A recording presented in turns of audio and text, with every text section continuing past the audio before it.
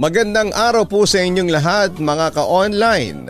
Don't forget to like, share, and subscribe. Hindi pinili ng anak ang ipanganak sa mundong ito. Kaya anuman ang mundong kamumulatan niya, madalas ay wala siyang ibang pagpipilian kung hindi ang harapin at yakapin lamang ito. Responsibilidad daw ng magulang ang kanilang mga anak. Pero pwede nga kayang bumaliktad ang mundo at maging responsibilidad ng anak ang kanyang mga magulang.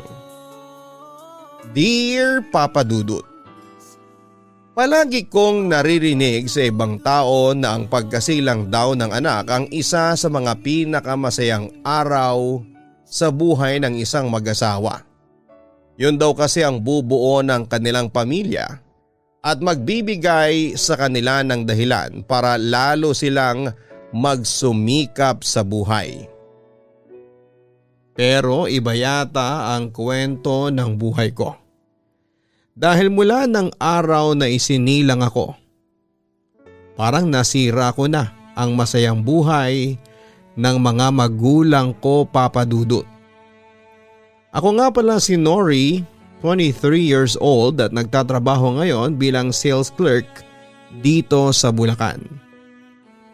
Simulan natin ang kwento ko sa love story ng mga magulang ko na palaging kinagkwento ng kapatid ni Mama na si Ninang Heidi ko. 5 taon na silang kasal at nagsasama noon bilang mag-asawa nang sa wakas ay ipagbuntis ako ni Mama. Ang sabi ni Ninang Heidi ay sobrang saya daw talaga ng mga magulang ko ng mga oras na yon. Kasi nga ay matagal na nilang hinihintay na magkaroon ng isang anak para matawag na isang kumpletong pamilya. Kaya lang bigla naman daw nang hina ang katawan ni Mama noon. Nagkasakit siya at madalas na naninikip ang kanyang dibdib. Hanggang sa sinabi ng doktor sa kanila na may sakit daw sa puso si Mama. At magiging sobrang maselan daw ang kanyang pagbubuntis. Habang lumilipas ang mga araw, linggo at buwan ay mas lalong nagiging mahina si Mama. At bago pa man dumating ang kanyang kabuuan ay muli silang kinausap ng doktor at pinayuhan na mas makakabuti na hindi na raw ituloy ni Mama ang pagbubuntis sa akin. Dahil manganganib daw ang kanyang buhay sa panganganak niya. Hindi pumayag si Mama dahil matagal raw nila akong hinintay ni Papa. At alam niya raw na matagal nang gusto ni Papa na magkaroon ng anak sa kanya. Kaya nang sumapit ang araw ng pagkasilang ko, saglit pa raw ako na nasilayan ni Mama, nahaplos niya ang mukha ko bago siya tuluyang binawian ng buhay. Hindi naging madali kay Papa ang tanggapin ang pagkawala ni Mama. Ang kwento pa ni Ninang Heidi ay pareho raw na first love kasi ni Papa at Mama ang isa't isa. Kaya naman halos sa bawat isa na rin umikot ang mundo nila. At sa ilang araw-araw ng burol ni Mama noon ay panay alak lang ang palaging kasama ni Papa. At ni minsan ay hindi raw ako nito binuhat o sinulyapan man lang. Palagi niya raw kong sinisisi sa pagkamatay ni Mama. Palagi raw sinasabi ni Papa noon na sana raw ay hindi na lang talaga tinuloy ni Mama ang pagbubuntis sa akin. Sana raw ay ako na lang ang nawala. Sa tuwing maririnig yon ni Tita Heidi mula sa Papa ko, ay sinasaway niya ito at pinapaalala niya na sinakripisyo ni Mama ang buhay niya para sa akin. Na kaya siya nawala ay dahil gusto niyang mabuhay ang anak nila ni Papa na walang iba kung hindi ako.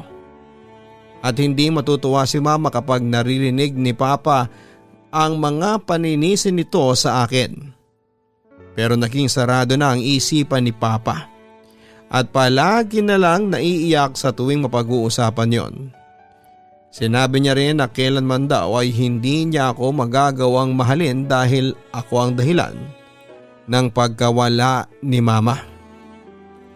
Papadudot pagkatapos mailibing ni Mama ay nagdesisyon daw na magtrabaho si Papa sa malayo. Sinabi raw ni Papa na mas malaki ang kikitain nitong pera sa pagtatrabaho sa malayo.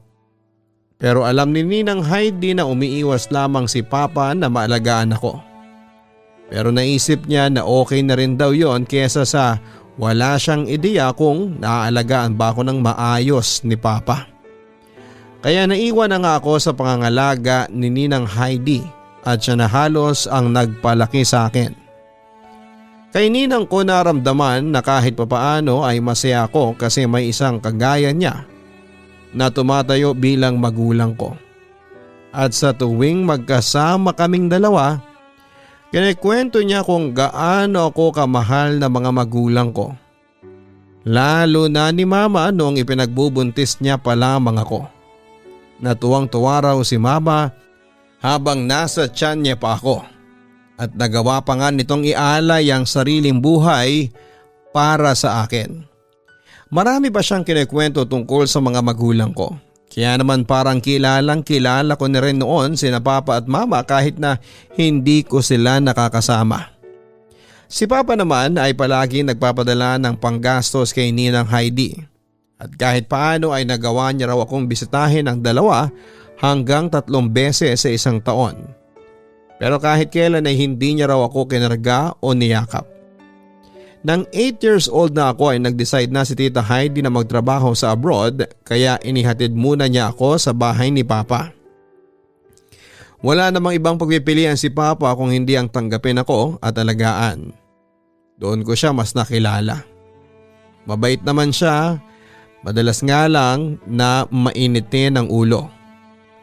Para bang kapag kaharap siya ay bawal ako makagawa ng kahit na anong pagkakamali.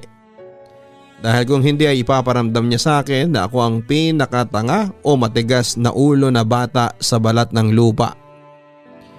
Bilisan mo na ang kumain ng almusal dyan at tulungan mo akong maglinis ng bahay mamaya. Ang utos ni Papa habang sabay kaming kumakain ng almusal. Malamig ang boses niya at hindi niya man lang ako sinusulyapan kapag kinakausap niya ako. Hindi po ba tayo aalis ngayon? Tanong ko bago ako kumagat ng maliit na pandesal na hawak ko at saglit yung nginuya kasunod ng paglunok noon. Bakit naman tayo aalis? Medyo inis na tanong niya. Para po sana magsimba kasi linggo ngayon, saka po may pag-aalinlangan na sabi ko na hindi ko alam kung itutuloy ko pa ba. Saka ano? Naiiritang tanong ni Papa. Saka birthday ko po ngayon. Hindi po ba tayo mamamasyal? Nung nakaninang pa po kasi ako tuwing birthday ko po namamasyal kaming 2. Pero nung nakaraan taon po na nasa bahay lang din po ako, nagluto po si Ninang ng maraming pagkain at dumating ang mga... Noon naman ay naputo lang sinasabi ko dahil sa malakas na pagbagsak ni Papa sa hawak niyang tasa sa ibabaw ng lamesa. Mabuti na lamang at hindi nabasag ang tasa na yon. Pwede ba, Nori? Saan ka ba ngayon nakatira? Pasigaw na tanong ni Papa. Dito po sa bahay ninyo. Medyo naiiyak na sagot ko. O tapos, sinong kasama mo ngayon? Muling tanong niya. Kayo po, Papa? Sagot ko pa. Ayun naman pala Alam mo naman pala na ako ang kasama mo ngayon at nandito ka sa bahay ko. Kaya dapat alam mo rin na hindi na pwede yung mga kaartihan mo sa tuwing sasabit niyang buwisit na birthday mo. Bulyaw niya sa akin. Minsan lang naman po yung birthday ko sa isang taon. Nagpipigil ang luha na wika ko. Wala nga akong pakialam. Kung gusto mong gumala, o di sige eto. Dumukot siya ng ilang papel at barya na pera mula sa bulsa niya bago yon nilagay sa kaharap kong lamesa at nagpatuloy sa pagsasalita. O ayan, kung gusto mong umalis o bumili ng kung ano-ano, gamitin mo yung pera na yan basta wag mo akong binubwisit. Muling bulyaw niya. Pero Papa, hindi naman po pera ang kailangan ko. Naiiyak na sabi ko. Ano pa bang gusto mo? Inis na tanong niya. Namumula na ang mukha niya na tila galit na talaga. Gusto ko lang po sana na makasama kayong lumabas kahit saglit lang ngayong birthday ko. Kasi hindi pa po natin nagagawa yon. Umiiyak na sagot ko. Ang tigas din talaga ng ulo mong bata ka eh. Gusto mong lumabas ha? Gusto mo talagang lumabas? O sige, halika dito. Hinawakan niya ng mahigpit ang patpating kong braso bago ako kinaladkad palabas ng bahay. Papa, nasasaktan po ako. Umiiyak na wika ko. Masasaktan ka talaga sa akin dahil sa katigasan ng ulo mo. Sigaw pa niya. Nagmamakaawa ako sa kanya na huwag akong palabasin. Kumapit pa nga ako sa may upuan pero natumba lamang yon at tuluyan na niya akong hinila palabas ng bahay. Ayan. Diyan ka mag-celebrate ng birthday mo sa labas ng bahay. At huwag na huwag kang papasok dito kung hindi ka rin makikinig sa akin, buisit ka. Sigaw niya mula sa loob ng bahay nang maisarado niya ng malakas ang pinto. Papa, sorry na po. Patawarin niyo po ako, Papa. Pagmamakaawa ko pero hindi kaagad niya binuksan ang pinto. Ilang saglit pa akong umiiyak na kinatok ang pinto dahil ayokong mag-isa sa labas ng bahay. Ayokong malayo kay Papa. Gusto ko nang may kasama sa birthday ko, yun lang naman talaga ang gusto kong mangyari. Ang makasama si Papa sa birthday ko pero mukhang wala na siyang pakialam pa. Wala siyang pakialam kahit malungkot pa ako sa espesyal na araw ng buhay ko. May kalahating oras pa ako sa labas ng bahay at hindi na ako sumisigaw pero umiiyak pa rin ako. At nang buksan na ni Papa ang pinto, sa wakas ay mahigpit ko siyang niyakap habang paulit-ulit akong nagsusorry. Hindi rin ako sigurado kung bakit ako nagsusorry. Basta ayoko lang na nagagalit sa akin si Papa. Hanggang sa siya na mismo ang magalis mula sa pagkakayakap ko at malamig ang boses na inutusan akong pumasok na sa loob ng bahay. Tinulungan ko na si Papang maglinis ng bahay at pagkatapos noon ay umalis na siya. Bago pa siya umalis ay binili niya na magbukas na lamang ako ng dilata para sa tanghalian at hapunan ko. Buong maghapon na mag-isa lamang ako sa bahay. Malungkot yun at medyo nakakaiyak. Masaya kasi ako tuwing birthday ko kasama si Ninang Heidi. Pero yun na siguro ang isa sa mga pinakamalungkot na birthday ko sa lahat. Hindi na ako nagtanghalian kasi wala rin naman akong gana. At sinubukan ko ring hintayin noon si Papa na maghapunan sa pagbabaka sakaling may dala man lang siyang ice cream para sa akin. At habang naghihintay ako ay tumawag naman sa telepono namin si Ninang Heidi. Hindi ko na rin tuloy napigilan ang magsumbong sa kanya. Pagpasensyahan mo na lang muna ang papa mo. Minsan na lang kasi makapagpahinga yon sa trabaho. Kaya siguro napagbuntungan ka niya ng init ng ulo. Pagpapasensya ni Ninang Heidi nang makapagkwento ako sa kanya. Minsan lang din naman po sa isang taon ng birthday ko eh. Medyo malungkot na wika ko. Hayaan mo pag uwi ko dyan sa Pilipinas, ise-celebrate natin lahat ng birthday mo na hindi ka nakapag-celebrate, ang sabi pa ni Ninang Heidi. Thank you po Ninang. Kaagad namang pasalamat ko habang naiiyak ang mga mata ko. O tahan na, huwag ka nang umiyak, wika niya nang mabakasan sa boses ko ang pag-iyak. Ninang? Bakit po ganon? Bakit parang galit na galit po sa akin lagi si Papa? Naiiyak na tanong ko sa kanya. Hindi totoo yan. Nagkataon lang siguro na mainit lang ang ulo niya kaninang umaga. Malambing na sagot naman ni Ninang na halatang pinapagaan lang ang loob ko. Hindi lang naman po kaninang umaga eh. Na nagawa niya akong sigawan. Halos araw-araw po. Minsan nga po parang wala na akong ginawang tama sa harapan niya pagsusumbong ko. Sinisigawan kanya araw-araw. Medyo nag-aalala ang tanong niya. Opo, kahit wala naman po akong ginagawang mali. Pag uwi pa lang po niya dito kapag nag-aaral po ako sa sala, paalisin niya po ako dun tapos papapasukin po niya ako sa kwarto. Dito na lang daw po ako dahil ayaw niya raw po na nakikita ang mukha ko.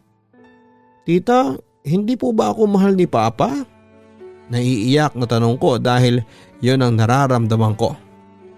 Ang ibang tatay gusto palaging nakikita at nilalambing ang mga anak nila.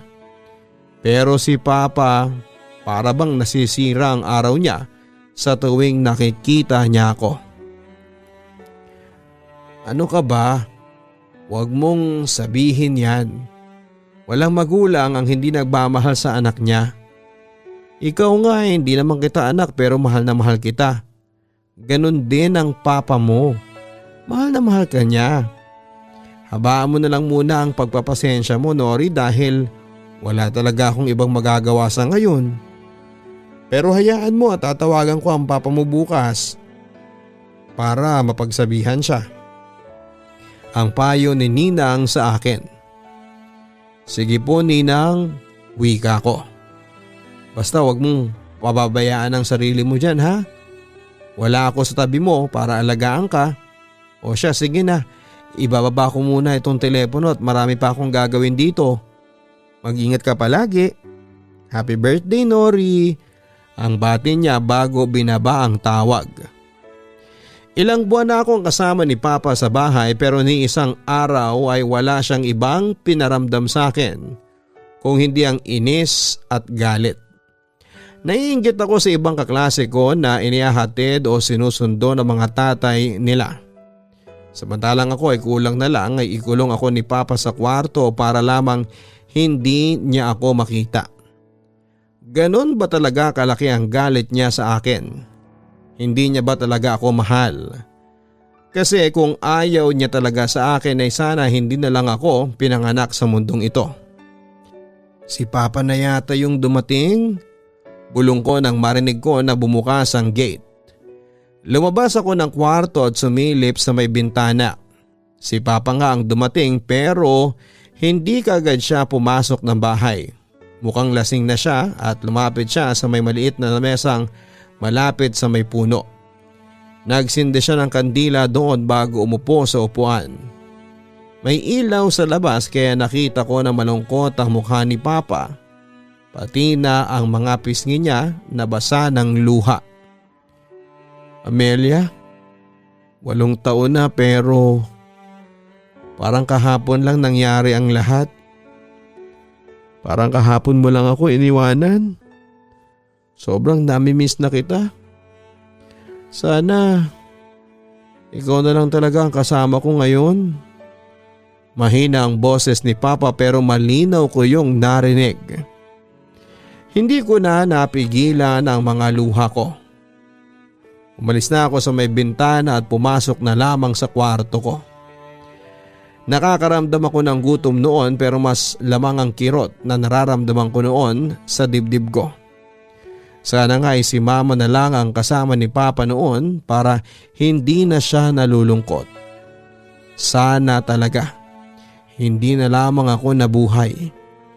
Papa Dudut, simula po ng araw na yon ay hindi na ako nagtangka pa na mag-celebrate ng birthday kasama si Papa. Ako na rin ang nag-adjust sa bahay namin at hanggat maaari ay hindi ako nagpapakita sa kanya para hindi niya ako nasisigawan o nasasaktan. Sinanay ko na lamang ang sarili ko na kada sasapit ang birthday ko ay parang normal na araw lang sa buhay ko. Ayoko nang magalit sa akin si Papa. Nakakalungkot talaga, Papa Dudut.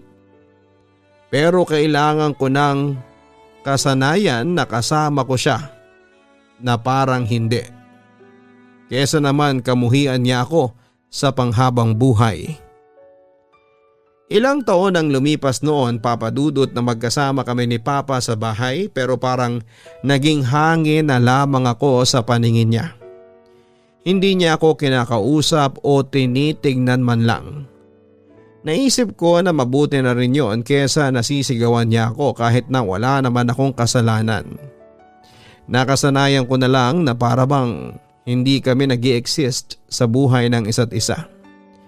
Maliban na naman kung bigla na lang siyang makakakita ng bagay na ikakagalit niya sa akin.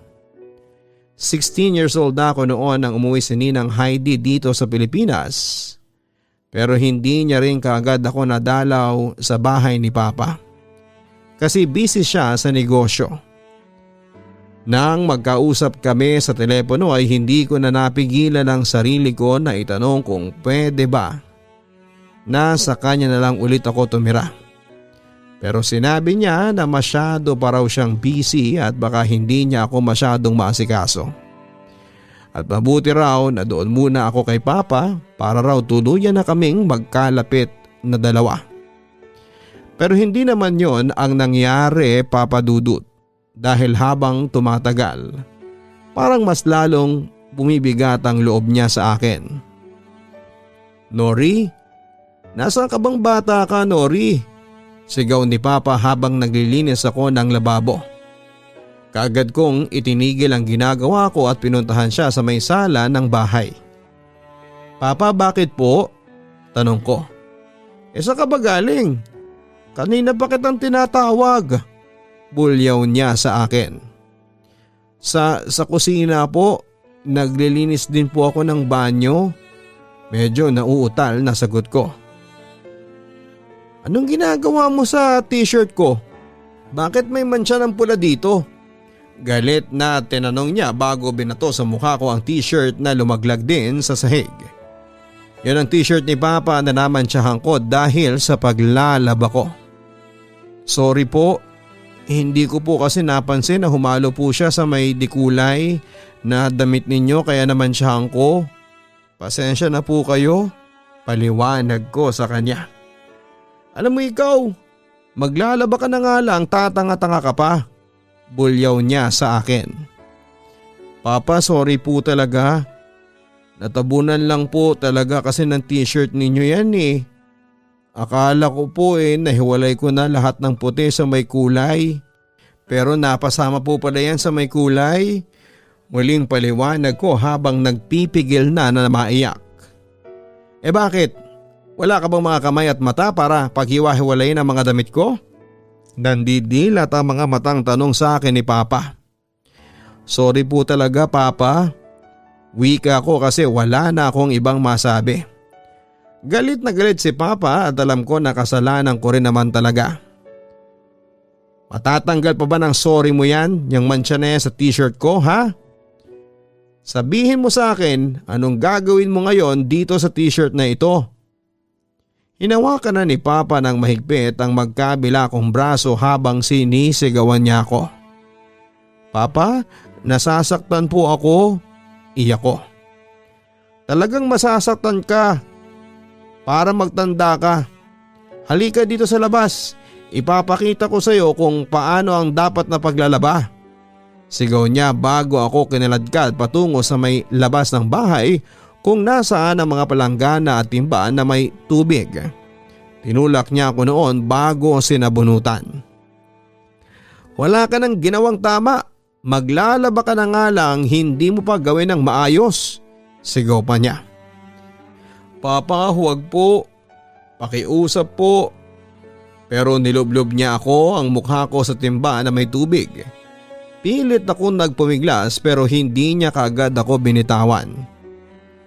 "Diyos ko, Joey, ano bang ginagawa mo sa anak mo?" Boses ni Ninang Heidi na dahilan para bitawan ni Papa ang buhok ko. "Ninang," sambit ko. Kaagad akong tumayo at umiyak na yumakap kay Ninang Heidi. "Tinuturuan ko lang kung paano ang tamang paglalaba," hinihingal sa galit na sagot naman ni Papa. "Tinuturuan halos ilublob mo na nga siya dyan sa may timba ng tubig eh." Galit na wika ni Ninang habang hinahagod ang likod ko. "Pwede ba? Huwag kang nakikialam dito. Hindi mo nga alam kung anong nangyari kaya galit na galit ako sa katanghan ng batang yan." Maglalaban na lang, hindi pa ayusin. Katwiran naman ni Papa. Kung paglalaban lang din pala ang kinakagalit mo dyan, hindi mo na siya kailangan pang sakta ng ganito. Ang wika pa ni Ninang. Wala ka kasing alam sa mga nangyayari. Wala kayong alam. Pare-pareho lang kayo. Pasigaw na sabi ni Papa bago padabog na umalis sa harapan namin. Ayos ka lang ba? Nag-aalalang tanong niya sa akin bago hinaplos ang basang mukha at buhok ko. Opo Ninang, umiiyak na sabi ko habang walang tigil pa rin ang pagluha ko. Pasensya ka na kung ngayon ako nakadalaw ha, buhat nang umuwi ako dito sa Pilipinas. Inaasikaso ko kasi yung mga negosyo na tinayo ko. Hayaan mo mula ngayon mas dadalasan ko na ang dalaw dito sa bahay ninyo. Ang sabi naman niya sa akin bago ako muling niyakap. Habang tumatagal noon ay mas nagiging mabigat ang kamay ni Papa at mas maanghang ang mga salitang binibitawan niya sa akin. Sa ilang taon na nakasama ko siya, ni minsan ay hindi ko siya nakitang ngumiti sa akin. Yung ibang tao masaya tuwing sasapit ang kanilang birthday, ang Pasko, bagong taon o iba pang okasyon sa bahay. Pero para sa akin ay nakakadagdag lamang yon sa lungkot sa buhay ko. Dahil mas nararamdaman ko na hindi na talaga ako dapat nabuhay pa sa mundong ito. Pero hindi pa rin ako sumuko sa buhay, Papa Dudut. Hindi ako sumuko sa pag-asa na mapansin ako ni Papa at mahalin niya rin ako bilang anak niya. Bakit ang aga mo namang nakauwi? Akala ko ba ipapasyal ka muna ng ninang mo pagkatapos ng graduation mo? Seryosong tanong ni Papa. Naabutan ko siya nagkakape sa may sala ng bahay habang ang mga tingin ay nasa kaharap niyang TV. Graduation day ko noon at si Ninang Heidi ang kasama kong umakyat sa stage. Asikasuhin pa raw po kasi siya. Pero eto, may dala po akong pansit. Kain po muna tayo. Anyaya ko kay Papa. Pumunta na ako sa may kusina at naglagay ng mga plato at baso. Sumunod na rin naman si Papa at nagsimula na kaming kumain. Papa, ito nga po pala yung medal ko, 4th honorable mention po ako sa buong klase. Ang sabi ko habang hawak ko ang medal na natanggap ko. Ilagay mo na lang dyan at mamaya ako na lang titignan. Malamig na tugon ni Papa. Pasimple na lamang akong napabuntong hininga sa mga sinabi niya.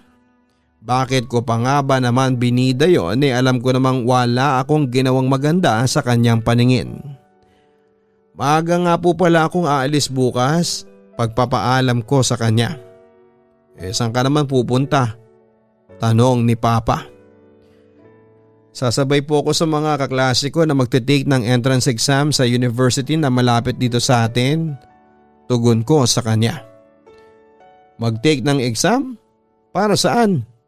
Tumaas na ang tingin ni Papa at sinalubong ang mga tingin ko. Para po sa entrance exam po sa college, sagot ko. Sino bang may sabing magka-college ka pa? Hindi ka natutuloy ng college dahil wala na akong pampaaral sa iyo. Bulyaw niya sa akin. Pero pwede naman po akong mag-apply ng scholarship. Giit ko naman. Bakit? Kapag ba nag-scholar ka wala ka na talagang babayaran? Hindi ba may mga miscellaneous pa yan? Inis pa ang tanong niya. Maliit lang naman daw po yung mga babayaran kapag nagkaroon na ako ng scholarship. Sagot ko naman sa kanya. Saan nga ako kukuha ng maliit na yan kung wala na akong trabaho? Tanong pa niya. Wala na po kayong trabaho? Gulat na tanong ko. Oo. Natanggal ako sa trabaho ng 1 linggo dahil nagbawasan ng mga empleyado ang kumpanya namin. Sagot niya bago nagpatuloy sa pagkain. Pwede naman po akong mag-working student para makatuloy pa rin po ako ng pag-aaral sa college. Pagpupumilit ko pa. Padabog na binitawan ni Papa ang mga kubyertos niya bago matalim na tumingin sa akin. Ang tigas din ng ulo mong bata ka, no? Kung yan ang kikitain mo sa sinasabi mong pagtatrabaho, edediretso mo na lamang sa panggaso sa bahay, baka matuwa pa ako sa'yo. Pero kung ipipilit mo yung gusto mo, sige, mamili ka. Magka-college ka o pare-pareho tayong matutulog sa lansangan dahil wala na akong ibabayad sa upa nitong bahay na tinitirhan natin. Huling wika niya bago ako iniwanang mag-isa sa kusina. Papa Dudut, minsan napapatanong na ako sa sarili ko. Gaano kaya kasarap magkaroon ng isang nanay sa buhay? Gaano kaya kasarap sa pakiramdam na magkaroon ng isang buong pamilya? At kung nabubuhay kaya si mama ngayon ay mararamdaman ko pa rin kaya ang galit ni papa sa akin. Hindi na nga ako nagpatuloy pa sa college, Papa Dudut. Nagtrabaho po ako bilang isang sales clerk sa isang butik dito sa Manila.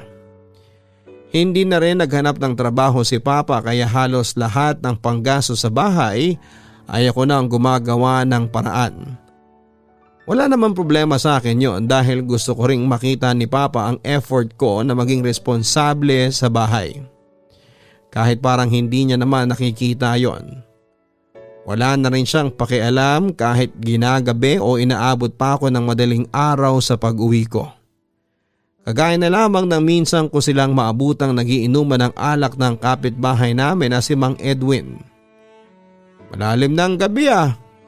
Wala pa rin bang anak mo? May pag-aalala sa boses na tanong ni Mang Edwin.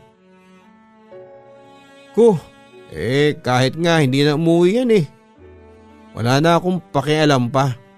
Sagot ni Papa na nagpahinto sa gagawin ko sanang pagpasok sa loob ng bahay. Nakagad ko pa ang labi ko para magpigil ng luha. Grabe ka naman sa anak mo pare. Anak mo rin yun. Tapos babae pa kaya dapat nag-aalaga ka sa kanya. Ang wika ni Mang Edwin. So wala nga akong pakialam. Bakit ba mas marunong ka pa sa akin? Lasing ka na yata dyan eh. Inis na boses ni Papa na dahilan para pumasok na ako sa loob ng bahay. Nandyan na pala yung anak mo eh. Uuwi na rin ako at baka hinahanap na ako ni Mrs. Paalam naman ni Mang Edwin bago lumabas ng bahay. Kumain na po ba kayo?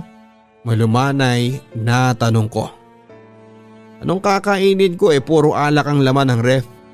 Ni hindi ka man lang nag-iwan ng pambili ng bigas o dilata kanina.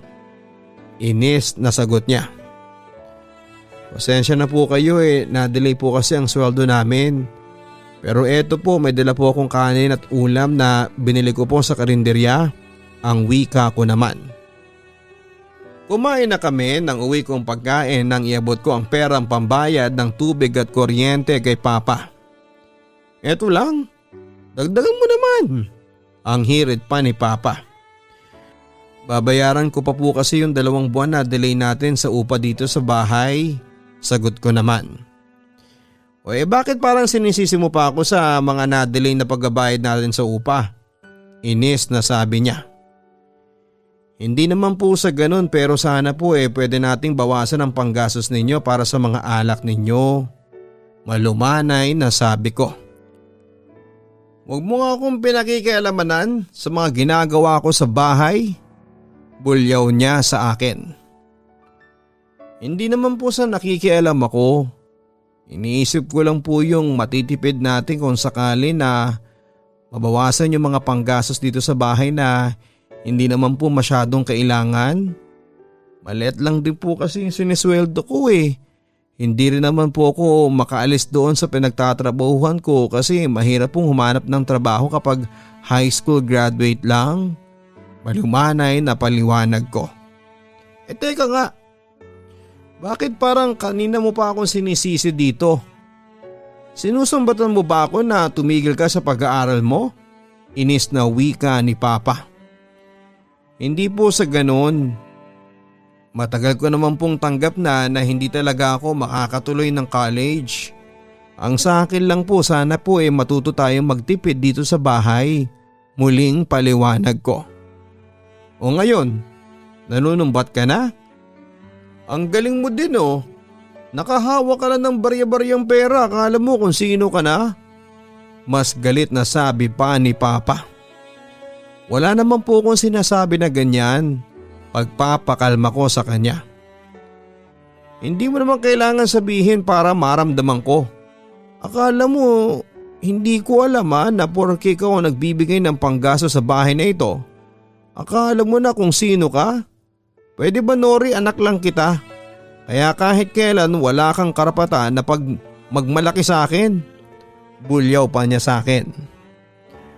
Papa Dudut, naging ganon ang routine namin ni Papa sa bahay. Nag-uusap lang kami halos sa tuwing magbibigay ako ng pera sa kanya.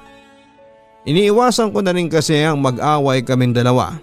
Kaya kahit na alam kong mali, Papa Dudut, tinotolerate ko na rin pati ang mga ginagastos niya sa alak at pagsusugal. May 1 taon pa ako sa pinagtatrabahuhan ko bago ako nag-decide na umalis na lamang doon at maghanap ng ibang trabaho. Nakakita ako ng ibang trabaho na mas may malaking kita kaya kahit papaano ay nakapagtatabi na ako ng pera para sa pang-college ko. At hindi na rin ako nahihirapan na budgetin ang mga panggaso sa bahay kasama ng mga bisyo ni Papa. Gustuhin ko man na hindi siya konsentihin sa mga bisyo niya. Ayoko na mas mag-away pa kaming dalawa.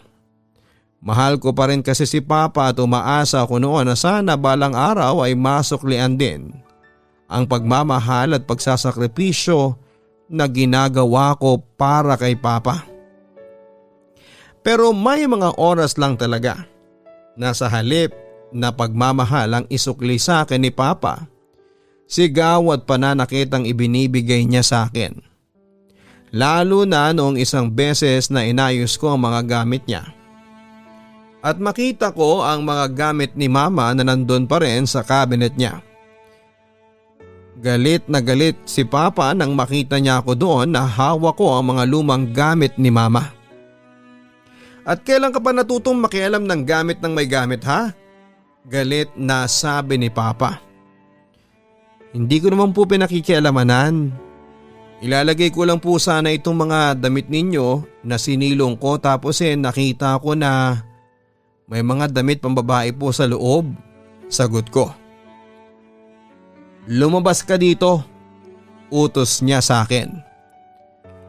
Bakit po ba tinatago niyo pa rin ang mga gamit ni Mama sa cabinet? Hindi ko na napigilang tanungin siya. Ano ba pakialam mo? Kwarto ko lang naman tong pinapasok mo at pinanghihimasukan mo. Saka pwede ba lumayas ka na rito? Muling utos niya. Sagutin niyo po muna ang tanong ko. Bakit po nandito pa rin ang mga gamit na ito? Muling tanong ko. Wala akong sasagutin dahil wala kang pakialam. Sagot pa niya. Kaya po siguro hirap na hirap kayong mag-move on dahil hindi niyo pa rin binibitawan si Mama. Palagi ninyong iniisip na kasama ninyo pa rin siya dito sa kwarto sa bahay na ito. Papa, mag-let go ka na, please. Pakiusap ko sa kanya. Papa Dudut, sa ilang taon na magkasama kami ni Papa ay palagi kong nararamdaman na mabigat ang dinadala niya sa dibdib ko. Alam ko na kahit na ilang taon nang wala si Mama ni minsan ay hindi ito nawala sa isipan niya. Ano bang alam mo at nasasabi mo yan? Anak lang naman kita. Pasigaw na wika ni Papa. Anak? Talaga? Bakit hindi ko nararamdaman sa tatay ko yon? At ang paulit-ulit ko lang na nararamdaman yung pagkamuhi ninyo na sa halip na si Mama ang nabuhay, ako. Ako nandito at hindi siya. Naiiyak na sabi ko. Masisisi mo ba ako kung bakit ko nararamdaman to ngayon? Wala kang alam, Nori. Kasi ni minsan naman, hindi mo nakasama ang mama mo. Kaya hindi ka nakakaramdam na kahit na anong pangungulila, sagot ni Papa. Nanginginig na rin ang labi niya at basag ang boses niya at naluluhan ang kanyang mga mata. Ramdam ko na mga oras na yon na nakakaramdam ng matinding sakit at pangungulila si Papa. Pero kahit kailan, hindi niyo na po siya makakasama. Ako na po yung nandito, ako na po yung kasama ninyo. Tanggapin niyo na po na wala na si Mama sa buhay ninyo o sa buhay nating dalawa, wika ko. Nagbitiw ng malalim na buntong hininga si Papa kasunod ang pagpunas ng naluluhan niyang mga mata. Mula nang dumating ka sa buhay ko, tinanggap ko nang wala na si Amelia dahil wala akong ibang pagpipilian. Ang sabi niya sa malamig na boses. Kung totoo po yan, bakit paulit-ulit niyo pa rin pinaparamdam sa akin na parang kasalanan ko ang lahat? Tanong ko. Dahil yun ang totoo. Kung hindi ka naman pinanganak, hindi mamamatay ang asawa ko. Diretsong sagot ni Papa. Saglit akong natahimik at natulala kay Papa. Alam ko naman na yun talaga ang dahilan ni Papa. Pero grabe at sobrang sakit pala na marinig yon ng diretso mula sa kanya mismo. Napakasakit, Papa Dudut. Grabe kayo, Papa, grabe. Ganito po pala yung pakiramdam kapag narinig ko ang bagay na ito mula sa inyo. Bakit hindi niyo pa dugtungan na sana ako na lang ang namatay at hindi si Mama? Na sana si Mama na lang ang kasama ninyo ngayon? Umiiyak na sabi ko. Pakiramdam ko noon gusto ko nang sumabog ng dibdib ko sa matinding sakit na pinaparamdam niya sa akin. Sana nga, yun na lang ang nangyari dahil ikaw lang naman ang punot dulo kung bakit nagiging miserable ang buhay ko ngayon. Mula nang dumating ka, nagkandalintik-lintik na ang buhay ko. Sana hindi na lang nawala ang asawa ko, naiiyak na sagot ni Papa. Pero wala na nga po si Mama. At kahit kailan, hindi ka na niya babalikan dahil patay na siya. Patay na si Mama. Malakas na sabi ko sa kanya. Hindi ko na rin napigilan pa ang sarili ko dahil matagal ko na rin gustong sabihin sa kanya yon. Na kahit kailan ay hindi na babalik sa kanya si Mama. Pero kasunod noon ay ang malakas na pagsampal niya sa akin. Oo, wala na si Amelia pero walang sino man sa inyo ang nakakaintindi ng sakit na nararamdaman ko mula nang nawala siya. At mula nang dumating ka sa mundong ito, sigaw pa niya sa akin. Alam niyo po sana, pinatay niyo na lang po ako nung baby pa lamang ako. O kaya nung nasa tiyan pa lamang ako ni Mama. Kasi ganun din naman po paulit-ulit nyo lang po na pinaparamdam sa akin araw-araw na sana ako na lang ang namatay. Naiiyak na sabi ko sa kanya. Umalis ako noon ng bahay, Papa Dudut. Wala naman akong alam na ibang pupuntahan noon kaya sa bahay ni Ninang Heidi ako dumiretso. Sinabi ko sa kanya ang lahat ng hinanakit ko. At halos humagulhol na ako sa kanya pero hindi pa rin nabawasan ang bigat sa dibdib ko na mga oras na yon. Ninang, bakit po ganun si Papa? Kailan niya po ba matatanggap na wala na talaga si Mama? Hirap na po kong intindihin siya. Iyak habang kaharap ko si Ninang Heidi. Kung nahihirapan ka ngayon, ganyan din ang nararamdaman namin noon. Malumanay na wika ni Ninang. Pero hindi lang naman po si Papa yung naiwan ni Mama. Siguro nga po hindi ko talaga nakasama si Mama. Pero kayo po ni na Lola, natanggap niyo na po ang pagkawala ni Mama noon pa. Bakit hindi po yun magawa ni Papa? Naguguluhang tanong ko pa. Sa totoo lang dati hindi ko nakukuha yung sinasabi niya na walang ibang nakakaintindi sa kanya. Pero parang tama siya. Ang wika ni Ninang. Paano pong tama siya? Muling tanong ko. Iba yung sakit na naramdaman niya kumpara sa naramdaman namin nung nawala si Amelia. Sagot pa ni Ninang. Hanggang kailan niya po kikimkimin yung sakit na yon? Hanggang sa iwan na siya ng lahat ng mga taong nagmamalasakit at nagmamahal sa kanya? Kasi Ninang, nakakapagod na po yung ginagawa niya sa akin. Napapagod na po kong intindihin siya. Iyak ko pa. Huwag mo nang sabihin yan. Tatay mo pa rin siya kaya dapat sa ganitong klase ng sitwasyon, ikaw ang dapat na pinakahuling susuko at bibitaw sa kanya. Paalala pa ni Ninang. Hindi ko na nga po nararamdaman na tatay ko siya. Lalo na sa mga ginagawa niya at pinaparamdam niya sa akin araw-araw. Pero kasi Ninang, ginagawa ko naman po ang lahat eh.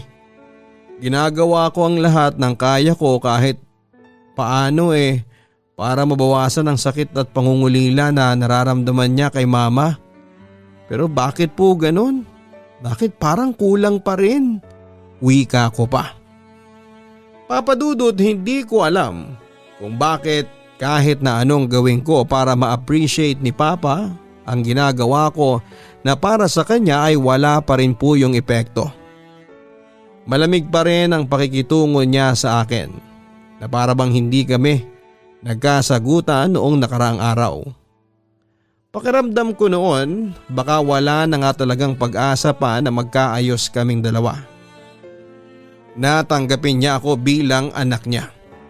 Pero kagaya nga ng sinasabi ni Ninang Heidi ay hindi po ako sumuko, Papa Dudut. Lalo na sa pag-i-effort na maramdaman niya ang pag-aalaga ko para sa kanya. Inaasikaso ko pa rin ang pagkain niya at mga damit niya. Madalas ako nag-overtime para hindi ako mahirapan na mag-budget at hanggat maaari iniiwasan ko ang magkasalubong ang mga landas namin sa bahay para hindi na uminit pa ang ulo niya. Nangako rin ako sa sarili ko na babalik ako sa pag-aaral ko sa college. Dahil baka kapag nakagraduate na ako ay magkaroon ako ng mas magandang trabaho at maayos na buhay kasama si Papa. At baka yun na rin ang time na pansinin niya ang effort ko, Papa Dudut, para maayos ang relasyon namin bilang magtatay. Kaya naman nang makita kong medyo sapat na ang perang naipon ko noon para sa pang-tuition ko, nagsimula na akong mag-ayos ng mga requirements ko, Papa Dudut. Mabait naman ang boss ko noon sa trabaho at pumayag siya sa pakiusap ko na bawasan ang oras ko sa trabaho para sa pag-aaral ko. Gusto rin ni Ninang Heidi na tulungan ako sa pag-aaral para hindi na ako magtrabaho pa. Pero tumanggi ako. Natanggapin niyon dahil alam ko na marami na rin siyang gastusin. Nangako na lamang ako sa kanya na hindi ko pababayaan ang sarili ko. Pero kung kailan naman maayos na ang mga requirements ko para sa pag-i-enroll ko. Saka ako naman nalaman na kinuha pala ni Papa ang perang matagal kong pinag-ipunan at pinatalo lamang niya sa sabong. Papa, ginalaw niyo ba ang pera ko sa kwarto? Tanong ko nang makauwi si Papa. Naabutan ko kasing makalat ang cabinet kung saan ay nakatago ang inipong kong pera. Gusto ko sanang isipin na may pumasok na magnanakaw sa bahay pero parang imposible na mangyari yon dahil isang parte lamang ng gamit ko ang makalat. Hindi, bakit ko naman gagawin yun? Kaagad natanggi ni Papa. Nagulo po kasi ang mga gamit ko at konti na lamang po ang natira sa pera na inipon ko na tinago ko doon. Naiinis na sabi ko. Baka naman kasi nailagay mo lang sa kung saan. Hanapin mo na munang mabuti, ang sabi pa ni Papa. Pero isa lang naman po ang pinaglagyan ko ng pera sa kwarto. Magsabi nga po kayo ng totoo. Hindi po ba talaga kayo pumasok sa kwarto ko? Muling tanong ko. Saglit na natahimik si Papa bago bumuntong hininga. O sige na, ako na ngang kumuha. Biglang sabi niya. Kinuha niyo po ang pera ko? Nanlalaki ang mga matang tanong ko. Hindi ko naman inubos eh. Sa kababayaran ko naman yun. Kamot ulong sagot ni Papa. Saan niyo po ba ginamit?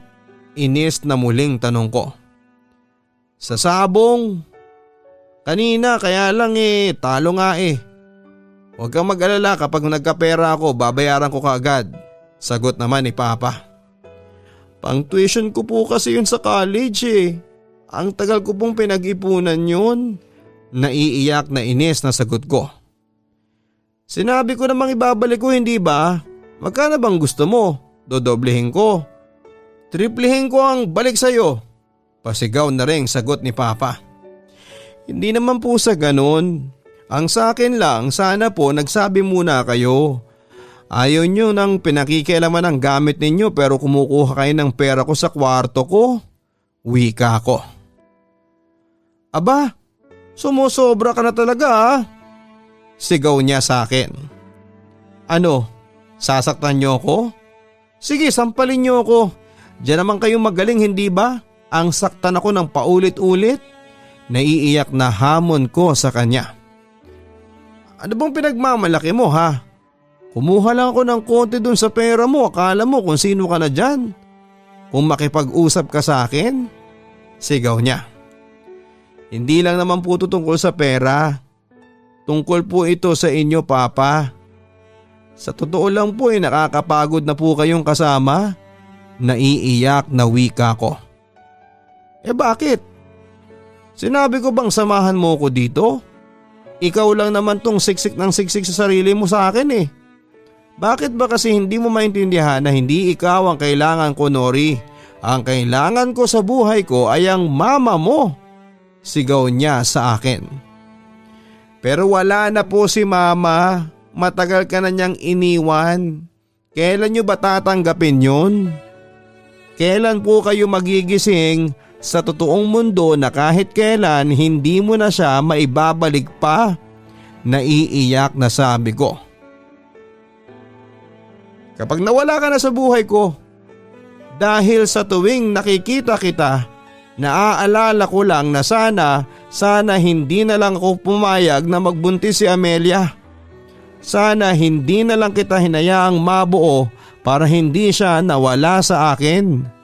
Naiiyak sa galit na sagot ni Papa. Sana nga po yun na lang po ang nangyari. Kesa paulit-ulit akong nag-i-effort na makita at mahalin mo bilang anak mo pero paulit-ulit mo naman akong pinagtatabuyan. Baka nga po tama kayo. Bakit ba pinagsisiksikan ko pa ang sarili ko sa inyo kahit na hindi naman ako ang kailangan ninyo? Papa, ayoko na. Pagod na po ako. Pagod na po akong samahan at mahalin kayo bilang tatay ko. Napapailing at naiiyak na sagot ko bago ako umalis sa harapan niya. Papa Dudut, nag-decide na po akong umalis ng bahay at bumalik kay Ninang Heidi pagkatapos ng mainit na confrontation namin ni Papa. Hindi ko na siya kayang tiisin pa. Yung paulit-ulit na pagpaparamdam niya sa akin na sana hindi na lamang ako nabuhay. Na sana ako na lang ang namatay at hindi si Mama. Siguro nga tama si Ninang Heidi na hindi ko alam ang klase ng sakit na nararamdaman ni Papa hanggang ngayon dahil sa pagkawala ni Mama. Pero hindi rin naman ako nagkulang sa pag-i-effort na sana kahit konti lang ay maibaling niya sa akin ang pagmamahal niya bilang tatay ko. Napuno lang talaga ako at naisip ko na tama na ang 10 taon ng pagsasakripisyo ko para lang makasama si Papa. Dahil kahit na anong gawin ko ay parang hinding-hindi niya na ako makikita bilang anak nila ni Mama. Para akong sumpa na laging nakadikit sa buhay niya. Kaya hindi na rin ako bumalik pa sa bahay niya. Bumalik ako sa trabaho at muling pinagpaliban ang pagbalik ko sa pag-aaral. Kailangan ko kasi mag-ipon ulit kahit pa sabihin ni Ninang Heidi na tutulungan niya ako. Ayoko namang iasa sa kanya ang lahat dahil nakikitira na ulit ako sa kanya. Papa Dudut, dito ko na po tinatapos ang sulat ko at maraming salamat sa chance na ibinigay ninyo para maibahagi ko ang kwento ng buhay ko. At sana isama niyo ako sa mga dalangin ninyo na sana'y matupad na ang pangarap ko na mahalin ako ng sarili kong ama. God bless dito po sa inyong YouTube channel. Lubos na gumagalang, Nori. Maraming salamat kay Nori sa pagbibigay ng oras para maibahagi mo itong kwento mo at sa totoo lang ay saludo ako sa iyo dahil sa katatagan na ipinakita mo sa ilang taon na magkasama kayo ng papa mo. Pinilit mong iparamdam sa kanya na palagi ka lang nandyan para sa kanya. Kaya lang hindi kasi tayo magkakapareho ng ugali at paraan ng pagtanggap ng mga masasakit na pangyayari sa ating buhay. Siguro ang maipapayo ko sa iyo sa ganitong sitwasyon mo ay hayaan mo na lamang muna ang papa mo na damhin ang sakit sa pagkawala ng mama mo. Oo, ilang taon na ang nakalipas pero hindi rin natin siya masisisi sa pagkukulong niya sa sarili niya sa matinding kalungkutan. Kaya hindi rin natin siya mapipilit na lumabas sa mundong yon. Pero ang mahalaga, alam mo sa sarili mo na ginagawa mo ang lahat para tulungan siya na makalaya mula sa mapait at malungkot niyang nakaraan. Pero sana ay dumating rin ang oras na muli kayong magkaayos at magawa ng tanggapin ng papa mo ang pagkawala ng mama mo. At maging handa na siyang muling lumaban sa mga hamon ng buhay. Hanggang sa muli, ako po ang inyong si Papa Dudut dito sa Papa Dudut Stories. Ang buhay ay mahiwaga, laging may lungkot at saya. Sa Papa Dudut Stories, laging may karamay ka.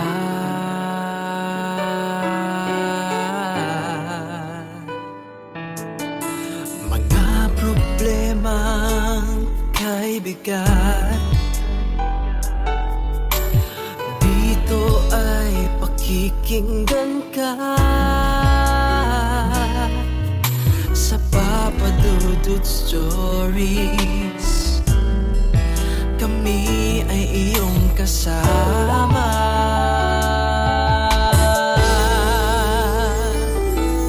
Dito sa Papa Dudut Stories, ikaw ay hindi nag-iisa.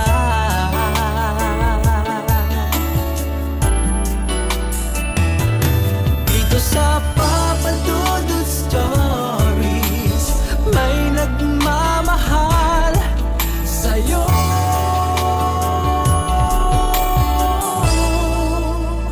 Papa Dudut Stories, Papa Dudut Stories.